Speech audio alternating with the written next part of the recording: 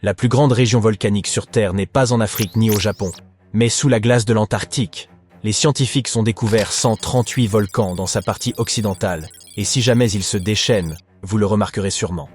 Ils pourraient y faire fondre d'énormes quantités de glace qui se déverseraient dans l'océan, en augmenteraient le niveau et rendraient notre planète inhabitable pour les humains. Mais avant que vous ne fassiez vos bagages pour vous envoler vers une autre planète, écoutez-moi. Actuellement, seulement 2 des volcans de l'Antarctique sont officiellement classés comme actifs. Et il faudrait toute une série d'éruptions, décennie après décennie, pour qu'ils aient un impact sérieux sur le monde entier. Le mont Erebus, l'un de ces 2 volcans actuellement en activité, porte fièrement le titre de volcan actif le plus austral du monde. Il est en éruption continue depuis au moins 1972. Il émet des panaches de gaz et de vapeur, et parfois, il expulse même des roches. Les scientifiques appellent ça des éruptions stromboliennes. L'une de ses caractéristiques les plus impressionnantes est un lac de lave, situé dans l'un de ses cratères sommitaux, avec des matériaux en fusion à la surface. De tels lacs sont assez rares, car certaines conditions sont nécessaires pour que leur surface ne gèle jamais. Le second volcan actif est l'île de la Déception, une masse de terre en forme de fer à cheval. C'est la caldeira d'un volcan actif qui est entré en éruption pour la dernière fois il y a plus de 50 ans. Les scientifiques qui le surveillent disent qu'il ne devrait pas se réveiller de sitôt. L'Antarctique est également le théâtre de régulières fumerolles. Il s'agit d'émanations de gaz et de vapeur volcanique. Dans les conditions adéquates, les crevasses peuvent expulser suffisamment de matériaux pour ériger des tours de glace de 3 mètres de haut. Les scientifiques surveillent les volcans de l'Antarctique avec des sismomètres qui se mettent en marche lorsque la Terre commence à trembler à cause de l'activité volcanique. Parfois, ils utilisent également des technologies plus complexes, mais les opérations sont toujours difficiles en raison de la distance de cette région polaire et des moyens qu'il faut mettre en œuvre pour s'y rendre. C'est pourquoi personne ne peut prédire quand l'un des volcans du continent, actuellement endormi, entrera en éruption. Nous pourrions savoir à quoi ressemblerait un tel réveil si nous analysions ce qui s'est passé il y a près de 20 000 ans. Mais le faisons-nous?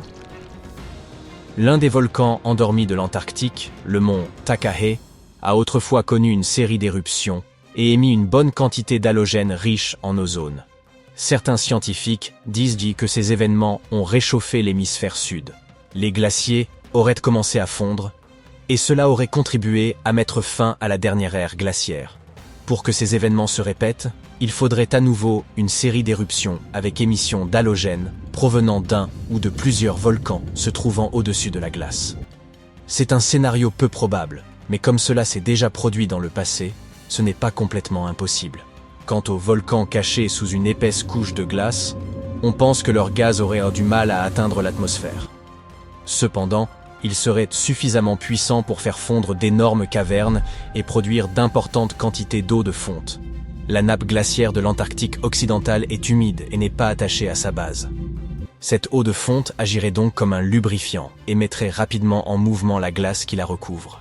Le volume d'eau qu'un volcan de cette taille pourrait produire ainsi n'est rien comparé au volume de glace qui le surplombe. Ainsi, une seule éruption ne ferait pas de différence. Cependant, avec plusieurs éruptions de volcans situés près ou sous les grands courants de glace de l'Antarctique occidental, ce serait une autre histoire. Ces courants de glace sont des rivières qui transportent une grande partie de l'eau de l'Antarctique vers l'océan. Si elles modifiaient leur vitesse et apportèrent des quantités inhabituelles d'eau dans l'océan, son niveau monterait. À mesure que la glace deviendrait de plus en plus fine, il y aurait de plus en plus d'éruptions. Les scientifiques appellent ça un effet d'emballement. Un phénomène similaire s'est produit en Islande. Le nombre d'éruptions volcaniques a augmenté lorsque les glaciers ont commencé à reculer à la fin de la dernière période glaciaire. Pour que des changements massifs se produisent, il semblerait donc que plusieurs volcans situés au-dessus de la glace et contenant des gaz riches en halogènes doivent devenir actifs dans un laps de temps assez bref et rester puissants pendant des dizaines voire des centaines d'années. L'Antarctique contient environ 80% de toute l'eau douce du monde. Et si toute cette glace fondait, le niveau global des mers augmenterait de près de 60 mètres. Et nous n'aurions plus qu'à chercher une nouvelle planète où vivre. Mais ce scénario est peu probable. Il est plus probable que des éruptions sous-marines lubrifient les flux de glace et envoient des masses d'eau dans l'océan. Mais ce ne serait pas la fin du monde. Un supervolcan extrêmement puissant et furieux pourrait y parvenir, et cela s'est déjà produit par le passé. Il y a plus de 200 millions d'années, le monde a connu une transformation majeure, avec non pas une, ni deux, mais 4 éruptions volcaniques massives. La province magmatique centra-atlantique s'est trouvée en éruption continuelle pendant 600 000 ans. C'était à Wrangellia, une grande masse de terre et jadis un volcan supermassif s'étendant sur ce qui est aujourd'hui le territoire de la Colombie-Britannique et de l'Alaska. Mais ce n'est ni la lave ni les cendres volcaniques qui ont dévasté l'environnement. L'éruption a fait exploser les niveaux de carbone.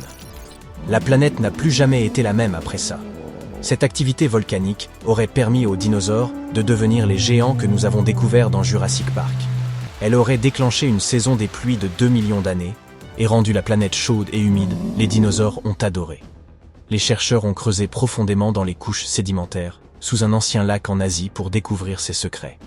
Ils ont trouvé des traces de cendres volcaniques et de mercure, des signes évidents de ces éruptions. Ils ont également pu confirmer les grandes augmentations des niveaux de dioxyde de carbone. Cela aurait rendu l'atmosphère torride, et la pluie s'est mise à tomber abondamment. La mauvaise nouvelle, c'est qu'une autre éruption comme celle-ci pourrait se produire. Le supervolcan situé sous le parc national de Yellowstone dort depuis près de 70 000 ans. Mais s'il se réveillait, ce serait bien plus catastrophique que l'éruption du mont St. Helens en 1980. On la considère comme l'éruption volcanique la plus désastreuse de l'histoire des États-Unis. Elle s'est produite après 2 mois de tremblements de terre et d'injections de magma, qui ont affaibli puis détruit toute la face nord de la montagne. La colonne éruptive s'est élevée à plus de 24 000 mètres dans l'atmosphère et a répandu des cendres sur 11 États américains et plusieurs provinces canadiennes. Et la dernière éruption de Yellowstone fut 1000 fois plus grande que celle-ci. Le sol de Yellowstone repose sur un point chaud, composé de roches fondues et semi-fondues. Ce magma s'écoule au-dessous du parc, à environ 8 km de profondeur, et fait s'enfler le sol comme un ballon. Mais lorsque le magma refroidit, le sol retourne à son état habituel. Les volcanologues surveillent cette activité depuis un siècle. Ils ont remarqué que le sol s'était soulevé d'environ 25 cm il y a une vingtaine d'années, mais que depuis 2010, il redescendait. Les experts disent que nous n'avons pas à craindre de grandes éruptions prochainement. La fin du monde n'est donc pas pour demain. Mais une certaine activité souterraine retient actuellement l'attention des scientifiques. Comme les humains n'ont pas été témoins de tout ce qui a pu se passer à Yellowstone, il est plutôt difficile de dire avec certitude ce qui se mijote là-dessous. Yellowstone a connu quelques grandes éruptions au cours des quelques derniers millions d'années. Elles se sont produites avec une grande régularité, avec des intervalles de 6 à 800 000 ans. La dernière grande éruption a eu lieu il y a environ 640 000 ans, et elle a véritablement remodelé tout le paysage, dispersant des cendres et des débris jusqu'en Louisiane. Il est toujours possible d'en voir les conséquences dans la caldeira de Yellowstone. Les experts disent qu'une éruption massive comme celle-ci est un scénario peu probable. Il est plus probable que nous assistions à des éruptions de vapeur et d'eau chaude ou, au pire, à des coulées de lave. Mais quand et avec quelle force cela se produira reste un mystère pour les scientifiques.